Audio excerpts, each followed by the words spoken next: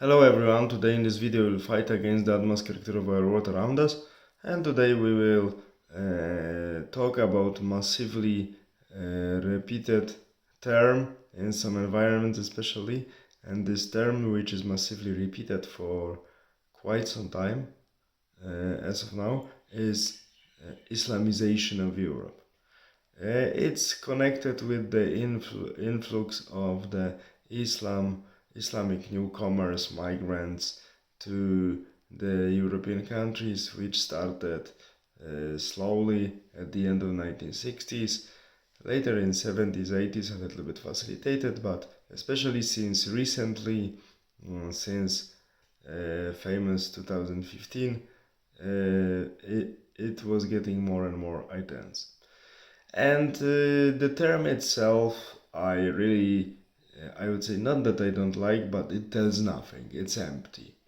Because we know that some of these people continue their way of living, they follow their religion, some of them not so much, but their in total fertility with time also gets lower, is getting more similar to uh, modern European populations.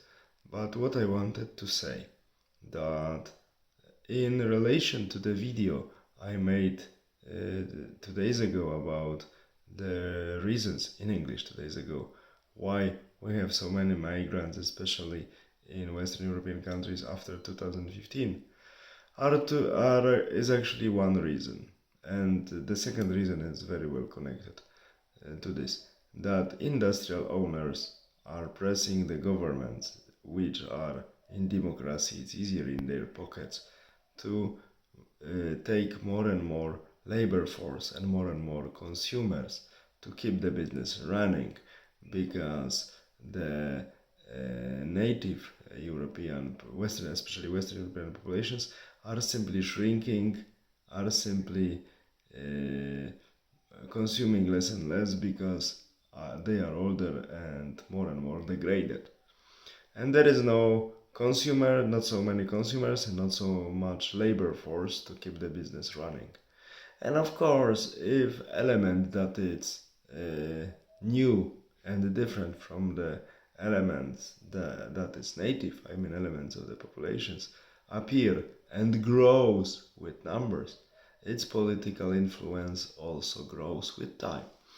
That is why many political forces and elite, including business elite in the West, they need to take into account the preferences, and they need to take into account the will of the newcomers who are growing in numbers.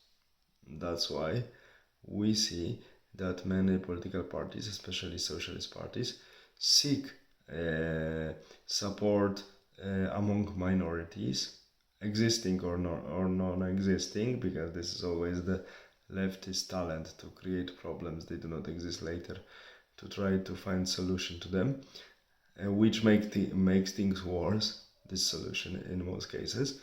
And these parties are trying to get votes of these people, that's why they are giving them privileges.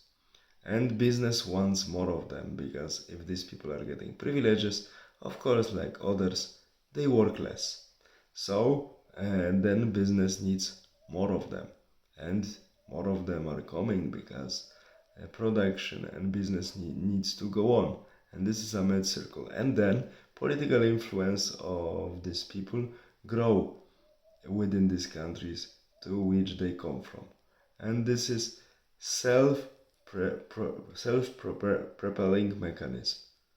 Uh, and this is, I would say that this, in quotation, Islamization, whatever it means, is a side effect of this problem and influence on the politics of the countries to which these immigrants come. It's a side effect.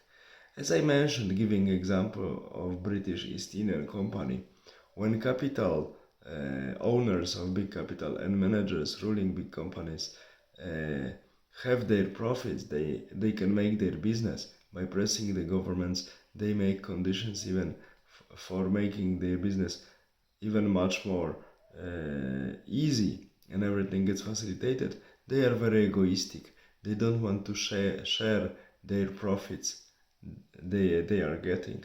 But once problems come, they always come to the states in which they are working to ask to bail them out. Like it was with the British East Indian Company during the Sepoy Rebellion, when rebels were cutting their heads, and the same was in 2008 when banks screw everything up and also ask for governments for bailing them up. Governments they largely financed before.